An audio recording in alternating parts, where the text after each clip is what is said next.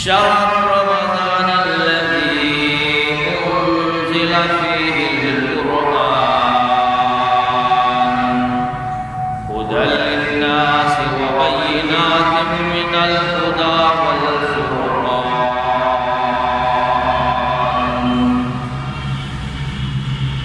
تمام قسم کی تعریفیں حمد و ثنا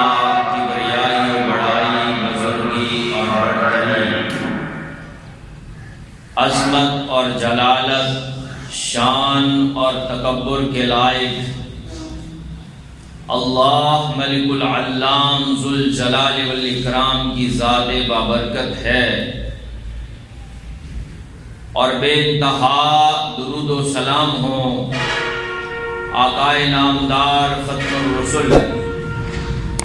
پیکر حسن و جمال فاطمہ الزہرا رضی اللہ تعالی عنہ کے بابا، حسنین کے نانا، میرے اور آپ کے رہبر اور رہنما جناب محمد رسول اللہ صلی اللہ علیہ وآلہ وسلم کی ذات مقدسہ پر اور اللہ تعالیٰ کی بے پناہ رحمتیں اور برکتیں ہوں، صحابہ کرام، تابعین اعظام، تبع تابعین کرام، محدثین کرام اور علماء کرام پر۔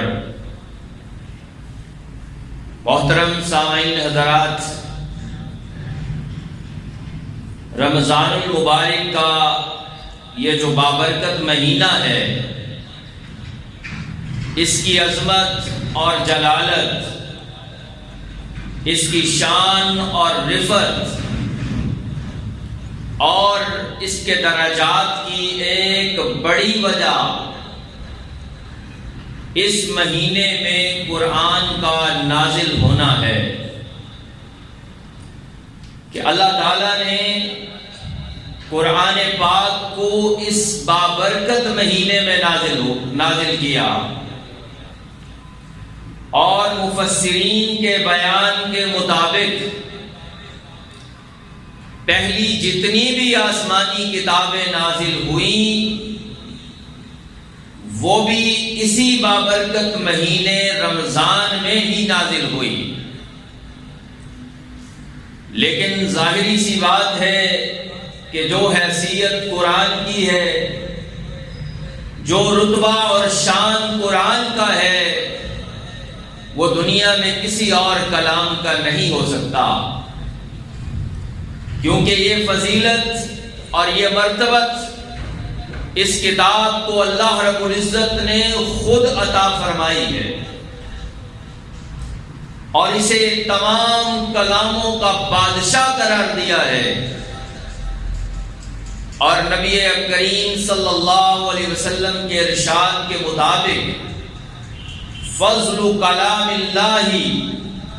علی سائر الکلام کفضل اللہ علی خلقہ، کہ اس قرآن کو تمام دنیا کے کلاموں پر اس طرح فضیلت حاصل ہے کفضل اللہ علی خلقہ، جس طرح سے اللہ کو اپنی مخلوق پر فضیلت حاصل ہے، یعنی فضیلت کے اعتبار سے یہ بہت اعلیٰ درجے کی کتاب ہے۔ اور اللہ تعالیٰ نے قرآن کے بارے میں فرمایا کہ اگر ہم اسے علی جبل لرأیتہ خاشعا متصدعا من خشیۃ اللہ، کہ اگر ہم اس قرآن کو نازل کر دیتے پہاڑوں پر، تو آپ جانتے ہیں پہاڑ کتنے سخت ہوتے ہیں، لیکن اپنی سختی کے باوجود بھی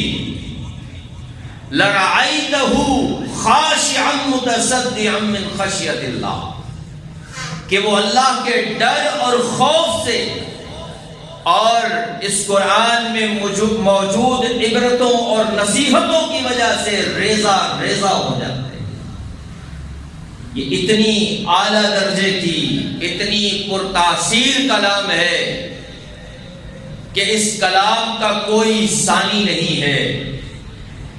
تو آج ہم اس قرآن کی عظمت اور شان کو ہی دیکھیں گے، اور ہم یہ بھی دیکھیں گے کہ آج امت مسلمہ کا جو تعلق اس قرآن کے ساتھ ہونا چاہیے تھا وہ نہیں ہے، اور اس نہ ہونے کی وجہ سے آج ہمارا مقام دنیا میں کیا رہ گیا ہے۔ امام ابن کثیر رحمہ اللہ نے اس کتاب کی منزلت بیان کرتے ہوئے فرمایا کہ انزل اشرف الکتابی، کہ اللہ تعالی نے اس اشرف الکتاب کو نازل کیا باشرف اللغات، دنیا کی تمام زبانوں میں سب سے اعلیٰ زبان کے اندر، انا انزلناہ قرآنا عربیا لعلکم تعقلون، کہ ہم نے اسے عربی زبان کے اندر نازل فرمایا۔ امام ابن کثیر کہتے ہیں کہ اللہ نے اس اشرف الکتاب کو اشرف اللغات کے اندر نازل فرمایا، علی اشرف الرسل، اور جس ہستی پہ نازل فرمایا کہ وہ بھی اشرف الرسل ہیں، تمام رسولوں میں اعلیٰ مرتبے والے رسول، بسفارتی اشرف الملائکہ، اور لے کے آنے والا بھی تمام فرشتوں میں سے اشرف فرشتہ جبرائیل امین، اور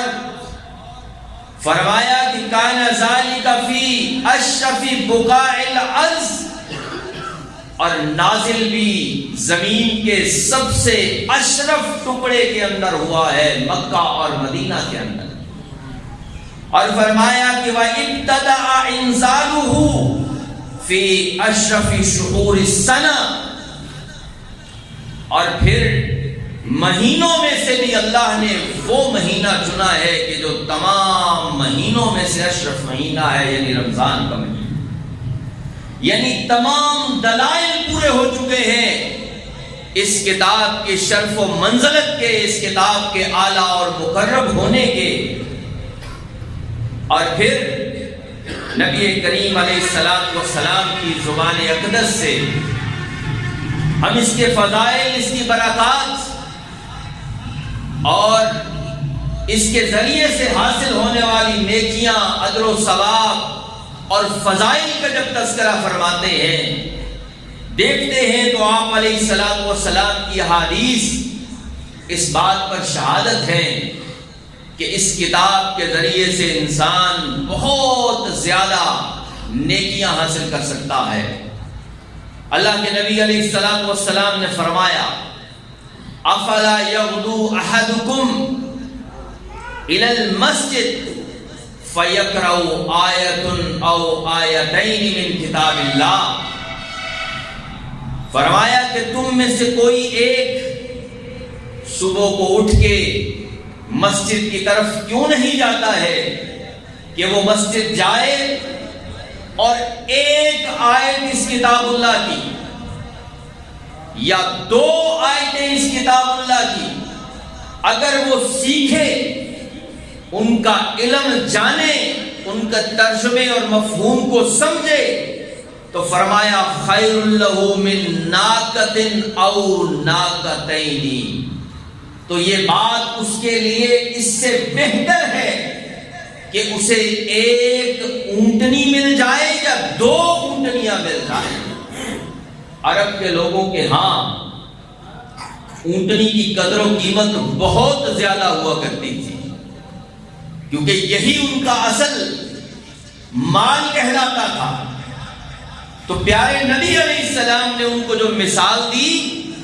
وہ اونٹنیوں سے متعلق مثال پیش کی کہ اس کلام اللہ کی ایک آیت سیکھنا ایک اونٹنی سے بڑھ کر ہے،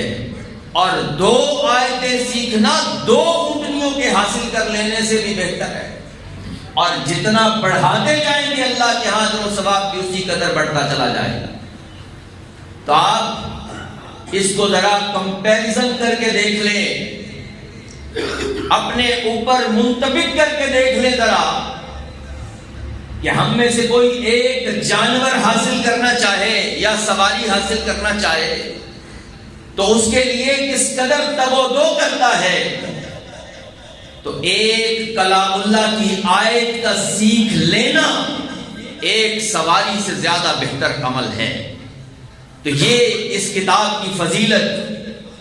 اور پیارے نبی علیہ الصلوۃ والسلام نے فرمایا کہ مجتمع قوم فی بیت من بیوت اللہ یتلون کتاب اللہ ویتدارسونہ بینہم، کہ مسلمانوں کا کوئی بھی گروہ، مسلمانوں کی کوئی بھی جماعت یا چند مسلمان اگر اللہ کے گھروں میں سے کسی گھر میں بیٹھ جاتے ہیں، اس لیے یتلون کتاب اللہ، کہ وہ اللہ کی اس کتاب کی تلاوت کرتے ہیں، وَيَتَدَارَسُونَهُ بَيْنَهُمْ، اور آپس میں اسے سیکھتے اور سکھاتے ہیں، اس کے حلال اور حرام کو جانتے ہیں،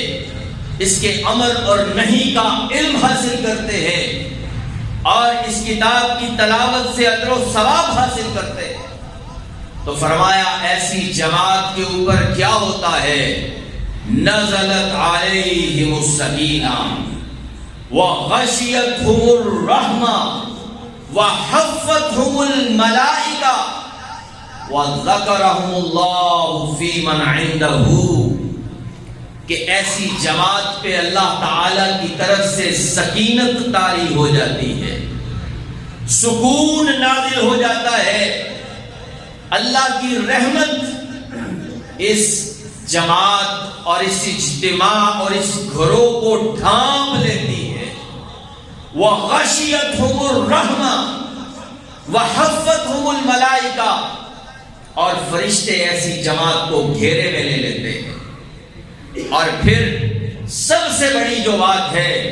وَذَكَرَهُمُ اللَّهُ فِي مَنْ عِنْدَهُ،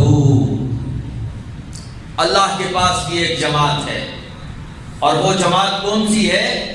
مقرب فرشتوں کی جماعت ہے۔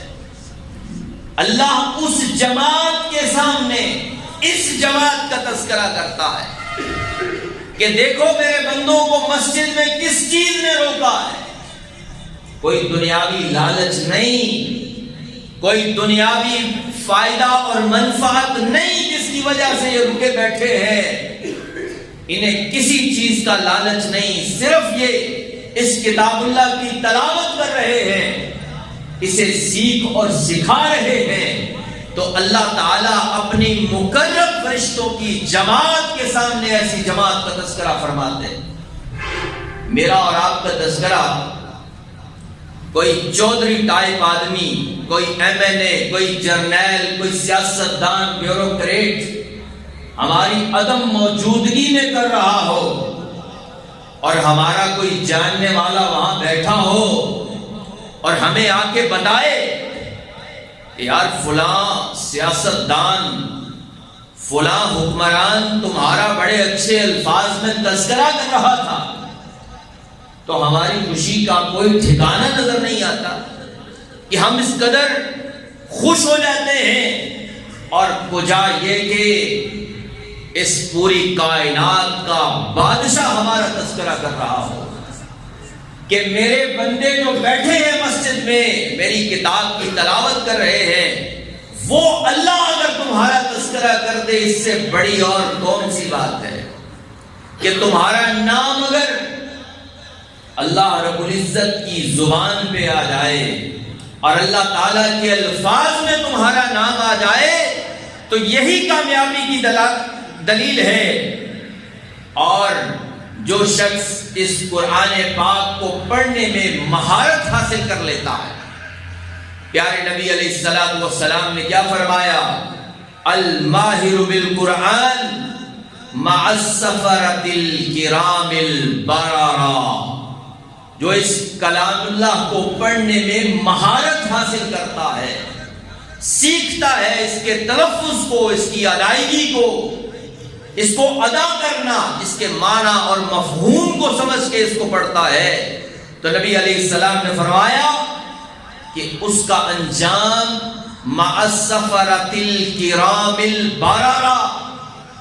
اس کا ساتھ اور انجام کل قیامت کے دن اللہ رب العزت کے نیک ترین فرشتوں کے ہاں ہوگا۔ یہ کوئی عام آدمی نہیں ہے کہ جو قرآن کو اچھے انداز سے پڑھتا ہے۔ اور پیارے نبی علیہ السلام نے فرمایا بھی کہ زینوا القرآن باصواتکم، اپنی آوازوں سے اس قرآن کو مزین کرو، اس کی تلاوت سیکھو، اس کی ادائیگی سیکھو۔ اور پیارے نبی جناب محمد رسول اللہ صلی اللہ علیہ وسلم اپنے ان صحابہ کرام سے کہ جن کی آواز بڑی ہی خوبصورت ہوا کرتی تھی، تلاوت سنا کرتے تھے، عبداللہ ابن مسعود رضی اللہ تعالی عنہ بیان فرماتے ہیں کہ اللہ کے نبی علیہ السلام نے ایک مرتبہ مجھے فرمایا کہ میرے سامنے تلاوت کرو۔ میں نے بڑے تعجب کا اظہار کیا کہ اللہ کے نبی، انا اقرأ علیک وعلیک انزل، کیا میں آپ کے سامنے قرآن کی تلاوت کروں حالانکہ قرآن تو اترا ہی آپ کے اوپر ہے؟ تو آپ نے فرمایا ہاں، انا احب بان اسمع من غیری، میں دوسروں سے بھی قرآن سننا پسند کرتا ہوں۔ اور حضرات سامعین، یہ قرآن ایک ایسی کلام ہے کہ اس کا پڑھنا بھی عبادت ہے اور اس کا سننا بھی عبادت ہے۔ اسی لیے تو اللہ تبارک و تعالی نے کہا ہے وَإِذَا قُرِئَ الْقُرْآنُ فَاسْتَمِعُوا لَهُ وَأَنصِتُوا لَعَلَّكُمْ تُرْحَمُونَ، جب قرآن پڑھا جائے تو خاموشی سے اسے سنو، اس کی طرف دھیان کرو تاکہ تم پہ رحم کیا جائے۔ اور اس قرآن میں اتنی چاشنی ہے کہ اس کی تلاوت میں بڑا سکون ملتا ہے دل کو۔ عبداللہ ابن مسعود رضی اللہ تعالیٰ عنہ نے نبی علیہ السلام کے حکم پر قرآن مجید کی تلاوت شروع کر دی اور فرماتے ہیں کہ میں جب سورۃ النساء کی اس آیت پر پہنچا فَكَيْفَ إِذَا جِئْنَا مِن كُلِّ أُمَّةٍ بِشَهِيدٍ وَجِئْنَا بِكَ عَلَى هَؤُلَاءِ شَهِيدًا، تو اللہ کے نبی علیہ السلام نے مجھے اشارے سے کہا رک جاؤ۔ میں نے پیارے نبی علیہ السلام کے چہرے مبارک کی طرف دیکھا تو اللہ کے نبی علیہ السلام کی آنکھوں سے آنسو جاری تھے اور اللہ کے نبی علیہ السلام کی داڑھی مبارکہ آنسوؤں سے تر ہو چکی۔ اس آیت کا کیا معنی؟ فَكَيْفَ إِذَا جِئْنَا مِن كُلِّ أُمَّةٍ بِشَهِيدٍ، کیا عالم ہوگا اس وقت، کیا حال ہوگا اس وقت کہ جب ہم ہر امت سے ایک گواہ لائیں گے اور آپ کو اے پیغمبر صلی اللہ علیہ وسلم عَلَى هَؤُلَاءِ شَهِيدًا، ان تمام لوگوں پر گواہ بنا کے لائیں گے۔ تو اللہ کے نبی علیہ السلام اپنے صحابہ کرام سے بھی قرآن مجید سنا کرتے تھے۔ یہ تو ماہر قرآن کی بات ہے جو قرآن پاک کو پڑھنے میں مہارت رکھتا ہے۔ بعض اوقات انسان مہارت نہیں رکھتا، قرآن کی تلاوت میں اٹکتا ہے، تو اس کے متعلق نبی علیہ السلام نے کیا فرمایا؟ الذی یقرأ القرآن، کہ جو قرآن تو پڑھتا ہے لیکن قرآن کی ادائیگی میں وہ مہارت نہیں جو دوسرے آدمی کو ہے۔ فرمایا ایسے آدمی کے لیے بھی فَلَهُ أَجْران، کیونکہ اس کے اوپر تلاوت قرآن مشکل ہوتی ہے۔ بعض احباب پوچھتے ہیں کہ جی قرآن کی تلاوت نہیں ہوتی، صحیح طریقے سے ادائیگی نہیں ہوتی تو قرآن نہ پڑھے؟ نہیں، ایسے آدمی جو قرآن کو پڑھنے کی کوشش کرتے ہیں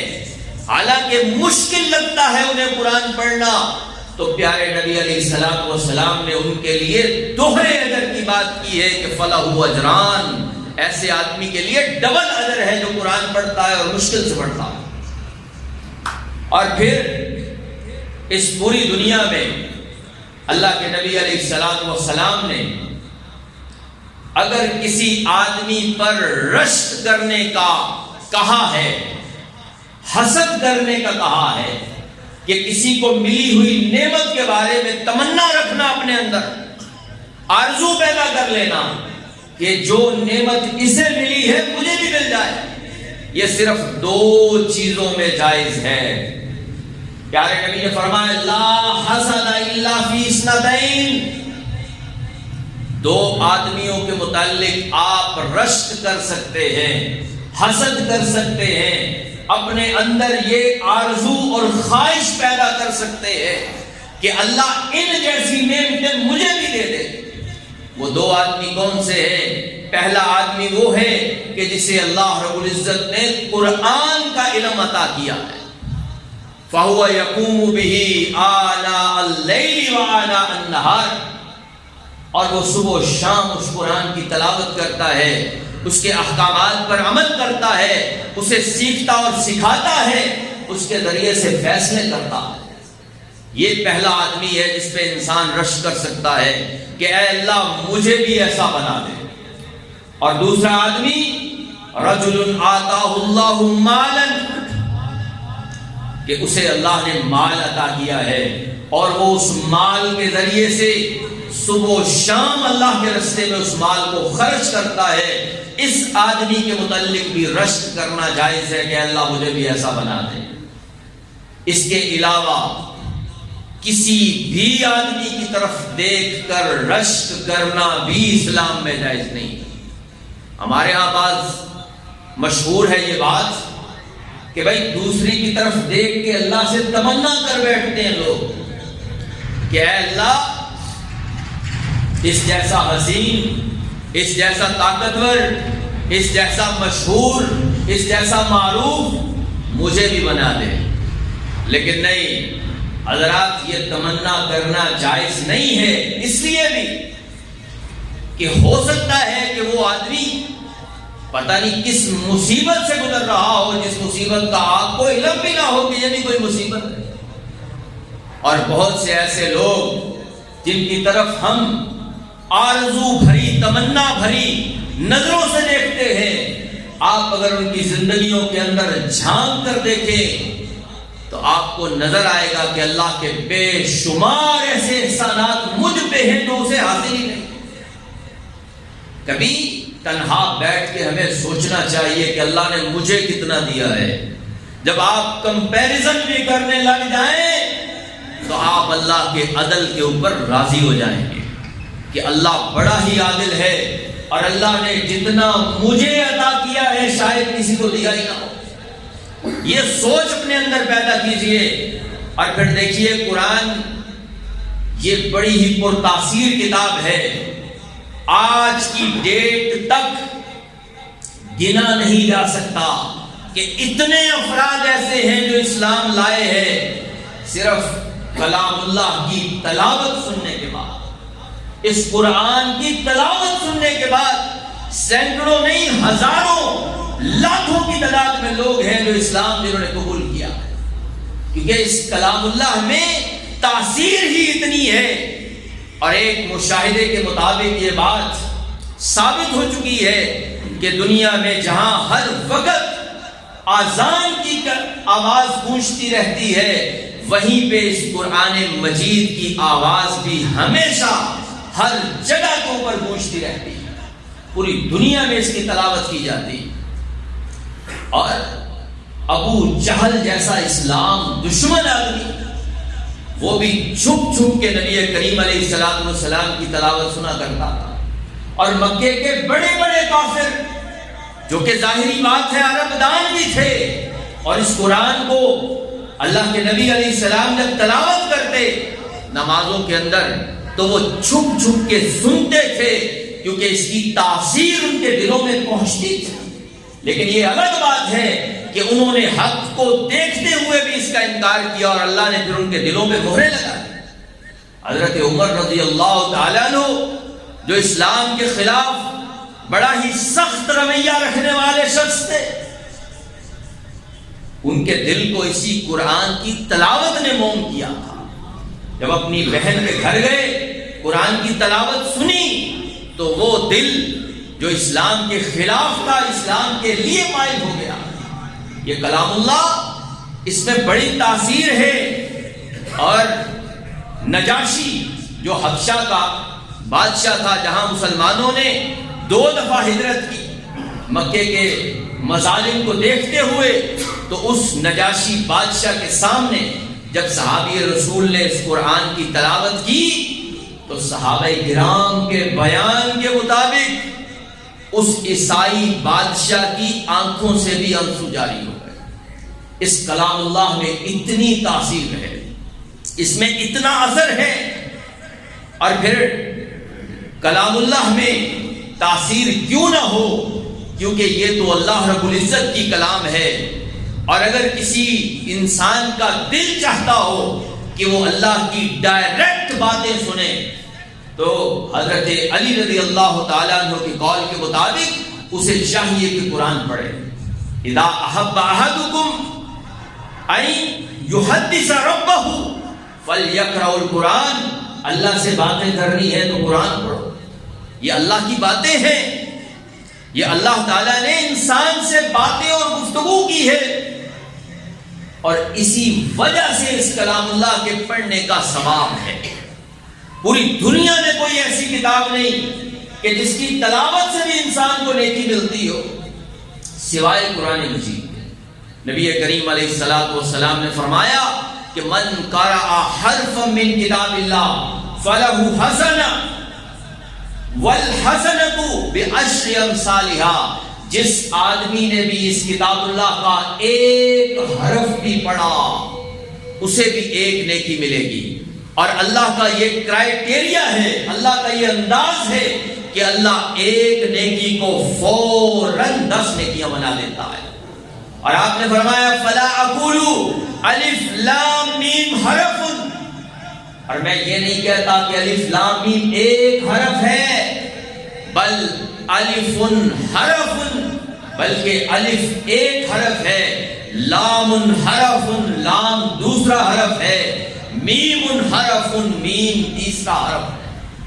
بتائیے زبان پہ کتنا بوجھ پڑتا ہے، کتنی جسارت کرتے ہیں، کتنی محنت اور مشقت کرتے ہیں۔ کئی دفعہ آپ نے دیکھا ہوگا بازار میں جا کے ایک ریڑھی پہ کھڑا ہوا شخص اپنے سودے کو بیچنے کے لیے کتنی اونچی اونچی آوازیں لگاتا ہے، کتنی اونچی اونچی آوازیں لگاتا ہے گاہکوں کو اپنی طرف بلانے کے لیے، اور پھر اس کے مال میں سے 1 کلو 2 کلو فروخت ہو جائے، جس میں سے اسے تھوڑا منافع ہوتا ہے، تو اس کا دل کتنا خوش ہوتا ہے۔ اور یہاں کلام اللہ کی ادائیگی سے، اس کی تلاوت سے، اس کے پڑھنے سے انسان کا نامہ اعمال نیکیوں سے بھر جاتا ہے۔ یعنی اتنی زیادہ نیکیاں اس قرآن سے حاصل ہوتی ہیں پڑھنے سے۔ اور پیارے نبی علیہ السلام نے فرمایا جس دل کے اندر یہ قرآن ہوگا، اللہ رب العزت اس دل کو عذاب نہیں دیں گے۔ وہ دل، وہ سینہ جس سینے کے اندر یہ قرآن محفوظ ہوگا، جس میں یہ قرآن یاد ہوگا، اور جس آدمی کو قرآن یاد ہوگا، کل قیامت کے دن اللہ رب العزت اسے یہ باقاعدہ طور پہ آپشن دیں گے، اختیار دیں گے کہ قرآن پڑھتا چلا جا اور جنت کے منازل اور درجے طے کرتا چلا جا۔ یعنی اتنا فائدہ ہوگا اس قرآن کے پڑھنے کا۔ ہم تو صرف ٹمپریری اور صرف محض تھوڑی دیر کے فائدوں کو دیکھتے ہیں، لیکن حضرات اصل فائدہ وہی ہوتا ہے جو ابدی فائدہ ہو، جو انسان کو دنیا میں بھی حاصل ہو اور آخرت میں بھی حاصل ہو۔ اور پیارے نبی علیہ السلام نے بہترین انسان اس انسان کو قرار دیا، خیرکم من تعلم القرآن وعلمہ، جو قرآن سیکھتا ہے اور سکھاتا ہے۔ ہماری نظر میں چاہے اس کی ویلیو نہ ہو، ہم اس کا مول نہ لگائیں، ہم اسے صرف مسجد کا ملا اور قاری ہی قرار دیں، لیکن پیارے نبی علیہ الصلوۃ والسلام کے ہاں اس کی مقبولیت کا اندازہ لگائیے کہ آپ نے فرمایا تم میں سے بہتر شخص وہ ہے جو قرآن سیکھے اور سکھائے۔ ایک صحابی رسول حضرت نافع بن عبد الحارث بیان کرتے ہیں کہ میں اسفان ایک جگہ ہے، مقام ہے، وہاں حضرت عمر رضی اللہ تعالیٰ عنہ سے میری ملاقات ہوئی۔ میں ان سے ملا تو میں نے ان سے پوچھا کہ آپ نے مکہ میں کس کو ذمہ دار مقرر کیا ہے، کیونکہ اس سے پہلے حضرت عمر فرماتے ہیں کہ مجھے مقرر کیا کرتے تھے، مکہ کا ذمہ دار مجھے بناتے تھے۔ تو میں نے حضرت عمر سے پوچھا کہ آپ نے اس دفعہ مکہ کا ذمہ دار کس کو بنایا ہے؟ تو حضرت عمر رضی اللہ تعالیٰ عنہ نے ایک غلام کا نام لیا کہ میں نے ایک آزاد کردہ غلام کو وہاں پہ ذمہ دار بنایا ہے، گورنر بنایا۔ تو میں نے تعجب سے کہا کہ ایک غلام کو آپ نے وہاں مکہ کا گورنر بنا دیا؟ تو حضرت عمر رضی اللہ تعالیٰ عنہ نے کہا تعجب کرنے کی بات نہیں ہے، کیونکہ وہ جو آزاد کردہ غلام ہے قرآن کا سب سے زیادہ جاننے والا ہے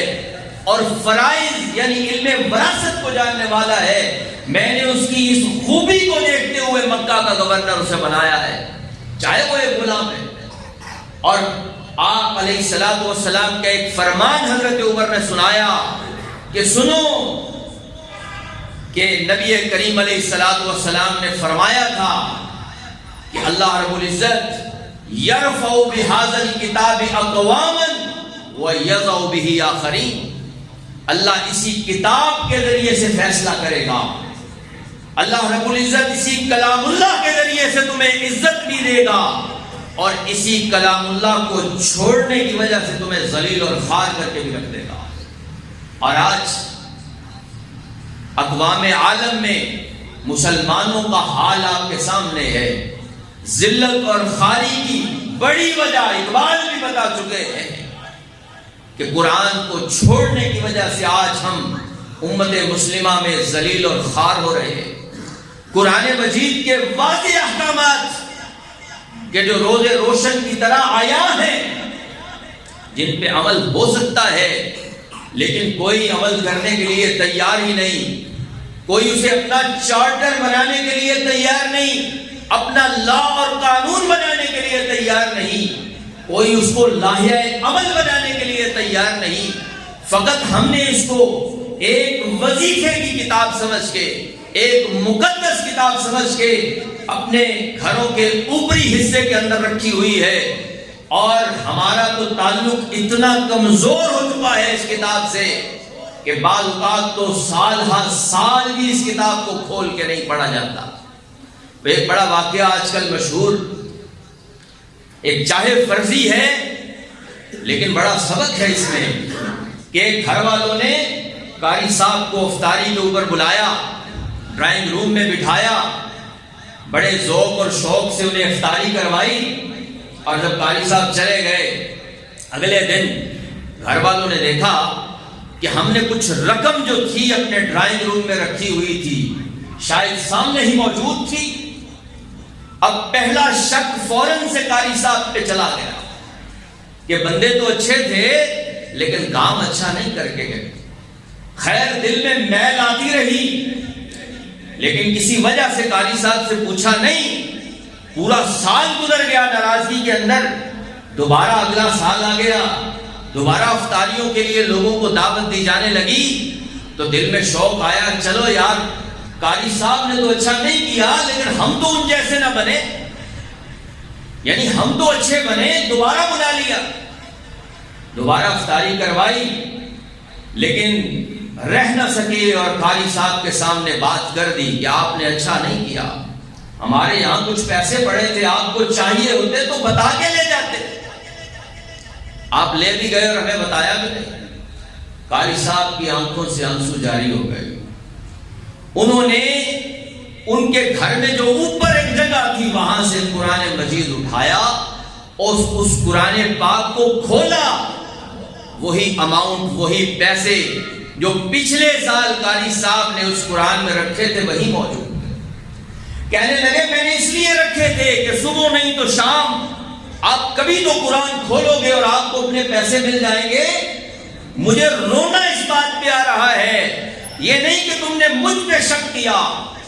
میری امانت داری پہ شک کیا، مجھے رونا اس بات پہ آ رہا ہے کہ تمہارا اس قرآن کے ساتھ تعلق کیسا ہے کہ پورے سال کے اندر تم نے اس قرآن مجید کو کھول کے نہیں دیکھا۔ حضرات یہ ہے ہمارا تعلق قرآن کے ساتھ، یہ ہمارا ریلیشن ہے قرآن کے ساتھ۔ حالانکہ قرآن نازل ہی انسان کے لیے ہوا ہے، اس کا موضوع ہی انسان ہے۔ اللہ کہتا ہے کہ میں نے یہ پہاڑوں پہ نازل نہیں کیا، آسمانوں زمینوں کے سامنے پیش کیا، انکار کر دیا، لیکن اے انسان یہ تیرے لیے میں نے پیش کیا۔ اور آج وہی انسان اس کو بھلا بیٹھا ہے۔ حضرات سامعین، رمضان المبارک کی عظمت قرآن کی وجہ سے ہے، اور قرآن مجید ایک مقدس کتاب ہے، اس کے ہم پر بہت سے حقوق ہیں۔ آخر میں خلاصہ کلام یہ ہے کہ اس کا حق ہے کہ ہم اس پر ایمان لائیں کہ یہ اللہ کی کتاب ہے، یعنی اس کلام اللہ کی ایک بھی بات غلط نہیں ہو سکتی۔ پوری کائنات کی تھیوری غلط ہو سکتی ہے، سائنس غلط ہو سکتی ہے، بڑے بڑے فلاسفر کی باتیں غلط ہو سکتی ہیں، لیکن کلام اللہ کی بات کبھی غلط نہیں ہو سکتی۔ اسی لیے اس کو عقل کے معیار کے اوپر کبھی پرکھنا نہیں ہے۔ پھر اگلی بات کہ اس کلام اللہ کو سیکھنا ہے، اس کی تلاوت کرنی ہے، اس کو پڑھنا ہے اچھے انداز کے ساتھ، اور اس کی ابتدا کریں ہم اپنے بچوں کے ساتھ، اپنے نوجوانوں سے، کہ انہیں اس کلام اللہ کی تلاوت کی طرف لے کے آئیں، اس کا ذوق اور شوق بنائیں، ایسے مقابلہ جات کروائے جائیں کہ جس کے اندر ان کو انعامات دیا جائے، ان کی حوصلہ مندی ہو، تاکہ لوگ اس کلام اللہ کو زیادہ سے زیادہ سیکھنے کی کوشش کریں۔ اور پھر آخری اور سب سے اہم ترین اس قرآن کا حق ہم پر یہ ہے کہ ہم اس کو اپنی زندگیوں کے اندر لے کے آئیں، اپنی زندگی کا لائحہ عمل بنائیں، اس کو دستور حیات بنائیں، اور یہ نیچے سے لے کر اوپر تک جہاں اس پہ عمل کرنا حکمرانوں کی ذمہ داری ہے، وہ جس طرح سے اس کے اوپر عمل پیرا ہو سکتے ہیں، ایک عام آدمی نہیں۔ اور ایک عام آدمی اس کے لیے بھی لازم ہے کہ اس کلام اللہ کے اوپر عمل پیرا ہو۔ اللہ تعالیٰ مجھے اور آپ کو عمل کی توفیق عطا